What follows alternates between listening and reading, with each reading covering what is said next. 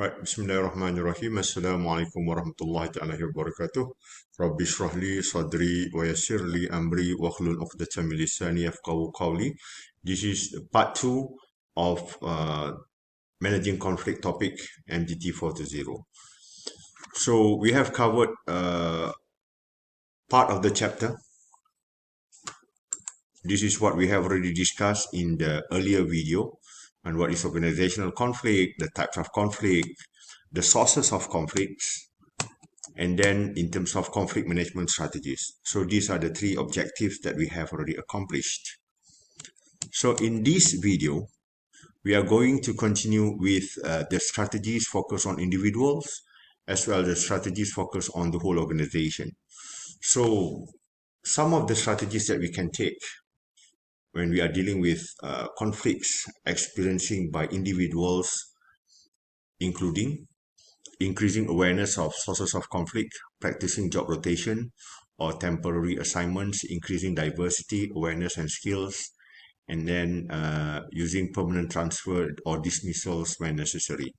So down here, as you can see, these are some additional notes that I have put in that you can explore and read it at your own time and for each of the slides.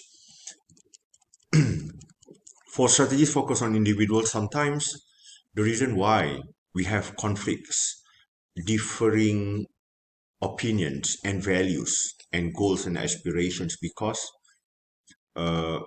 we do not understand the job scope of other peoples in different departments. So by experiencing a job rotation, being placed in a different position within your department and as well as other departments might give you a better understanding of the job scope on different departments or different individuals. So we can understand better. So this might reduce the conflicts. And then number two, increasing awareness of sources of conflict. Sometimes the conflict arises because of miscommunication or misunderstanding and due to language barriers, language conflicts of language and everything.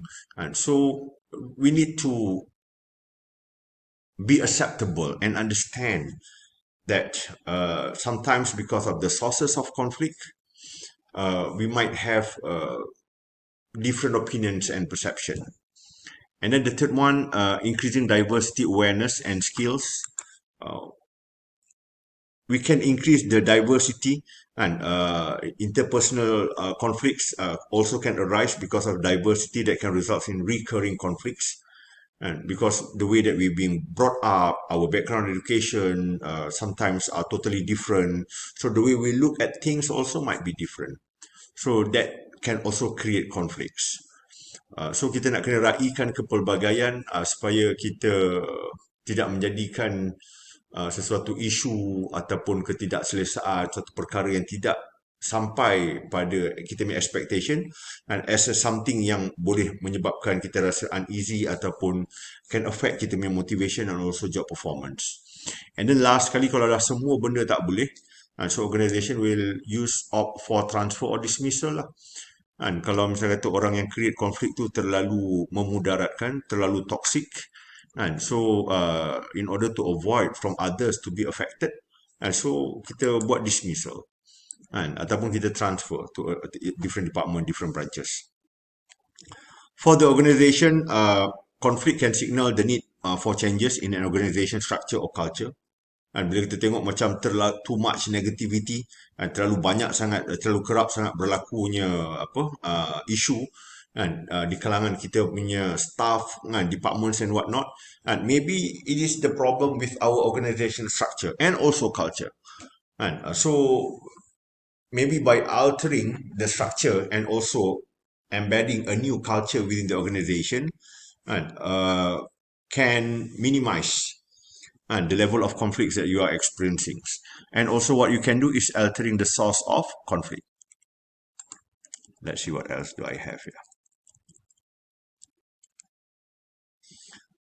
For example, and if the conflict arises because of overlapping authority, differing evaluation and reward system, so we need to make it standardized and we need to make it consistent, reduce inconsistencies, Dan kalau berlaku inconsistencies ni siapa yang suka? Dan kenapa ada perbezaan? Dan kerja kita sama banyak. Dan kenapa cara kita dinilai berbeza? And of course, this can create conflicts. And so, in order to avoid that, and kita promote consistencies within organization in terms of reward, in terms of evaluation, and in terms of giving direction and whatnot lah. And alright, the next one, negotiation. It's a method of conflict resolution in which the parties consider various alternative ways to allocate resources to arrive at a solution acceptable to all of them. So there are two third-party negotiators, is either mediators or arbitrators lah. And then down here in the following slides, I have put in examples that you can read through in order for you to have a much better understanding on the context that we are going to discuss after this. During negotiation, the parties to a conflict try to devise a solution that they will find acceptable by considering various alternative ways to allocate resources to each other. And because we need to have the resources. Resources is the key towards strategic implementation. So between managers sometimes they will try to find various ways in order for them to get more resources and for their departments.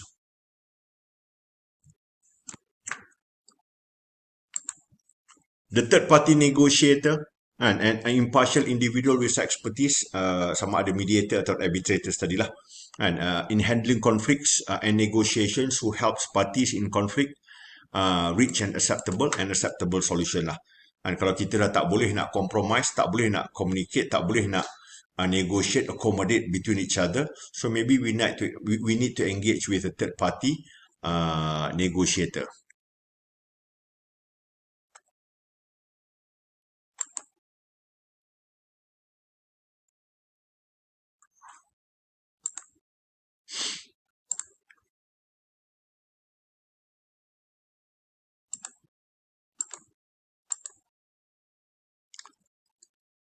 So third-party negotiator, there are two types. And kita ada mediator and arbitrator.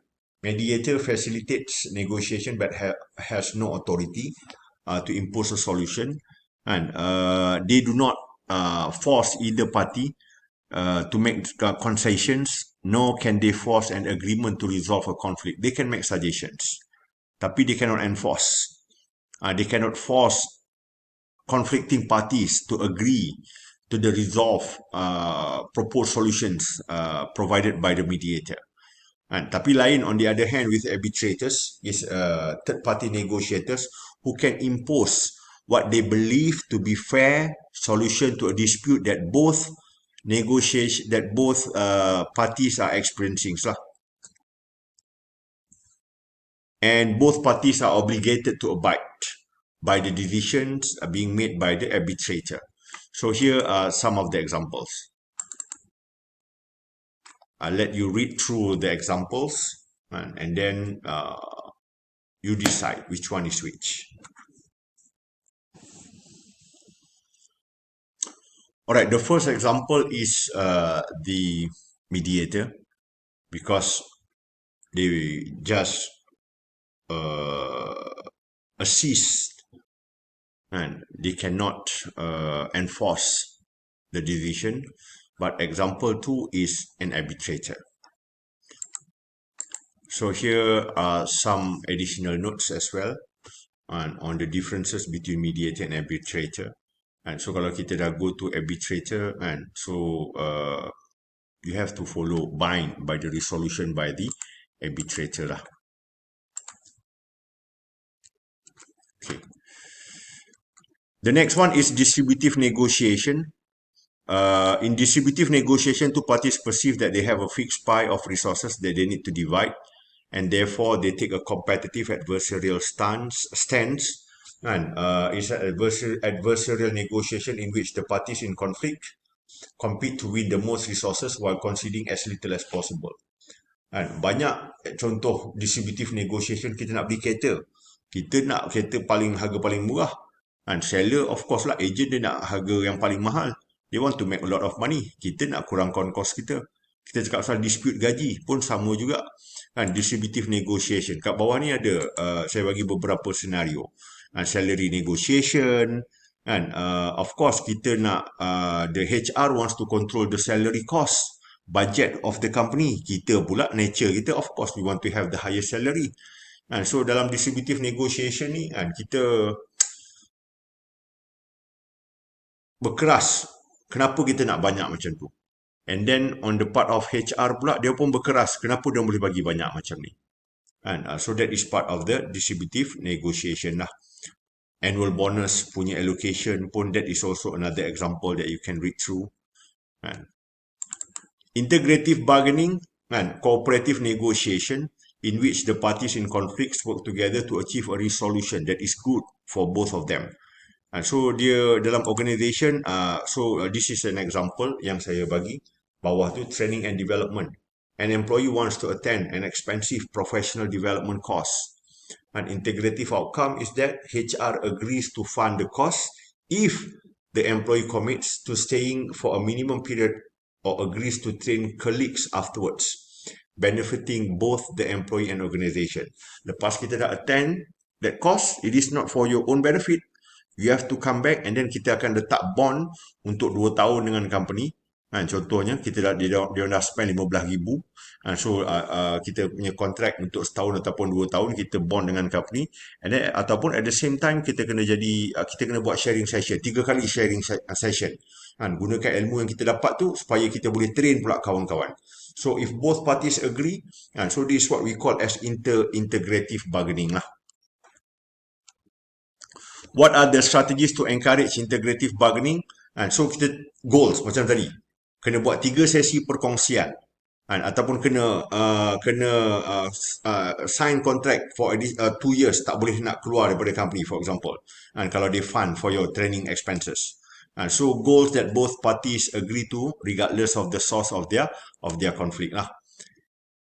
And then negotiation strategies for integrative bargaining, and emphasize on superordinate goals, focus on the problem, not the people, and focus on interest, not demands, and create new options for joint gain, and then focus on what is fair. Last topic yang kita nak discuss in this part is on organizational politics. Politik memang berlaku di mana-mana, and activities managers engage in to increase their power and to use power effectively to achieve their goals or overcome resistance or oppositions lah.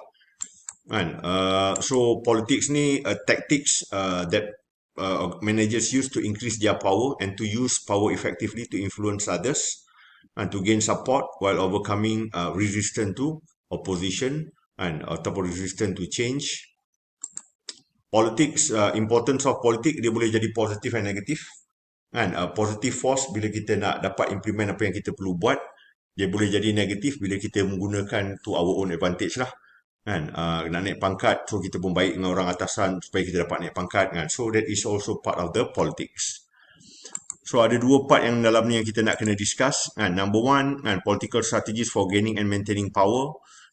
Contohnya controlling uncertainty. Yang ni selalu politician selalu buat lah.